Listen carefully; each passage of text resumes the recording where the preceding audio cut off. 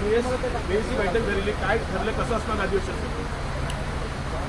बीएससीची बैठक झाली. या बैठकीत अधिवेशन कार्यकाळ आणि कामकाज काय असेल याच्यावरती चर्चा झाली आहे आणि हे अधिवेशन 27 तारखेपासून 12 तारखेपर्यंत प्रस्तावित आहे आणि एकूण कामकाज बघून पुढची रूपरेषा ठरवली जाईल.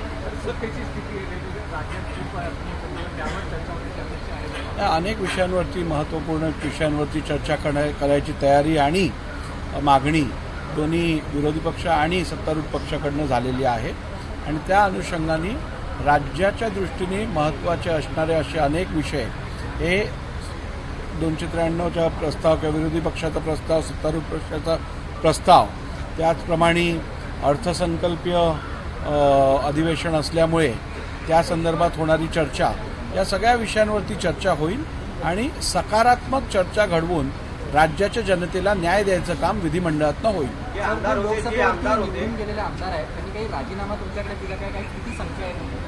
लोकसभेवरती, विधानसभेतले जे आमदार होते, जे लोकसभेवरती निवडून गेले आहेत, त्यापैकी माझ्याकडे जवळजवळ 5 आमदारांचा आत्तापर्यंत राजीनामा प्राप्त झालेला आहे आणि तो मी स्वीकारलेला आहे. नावं ते रेकॉर्डवरती आहेत, त्यामुळे माझ्याकडे 5 आत्तापर्यंत आले आहेत असं मला आठवतं. विरोधी पक्षनेत्यांनी हे अधिवेशन अजून वाढवावं 1 हप्ता अशी मागणी केली होती. नाही, एकूण चर्चेतनं सर्वांचं मत असं झालं की कामकाज बघितल्यानंतर गरज पडल्यास शेवटच्या आठवड्यात परत बीएससीची बैठक घेऊन जर वेळ वाढवायची गरज असेल तर वेळ वाढवली जाईल अशी तयारी विरोधी पक्ष आणि सत्तारूढ पक्षांनी शासनाकडनं मांडण्यात आली. सर, देवेंद्र फडणवीस उपस्थित होते, उपमुख्यमंत्री, पण अजित पवार मात्र नव्हते उपस्थित. काय कारण? नाही, अजितदादा हे काही कारणास्तव आज मुंबईत नव्हते, त्यामुळे त्यांनी मला यापूर्वीच कळवलेलं की ते उपस्थित राहू शकणार नाहीत आणि त्यामुळे मी त्यांना परवानगी दिलेली.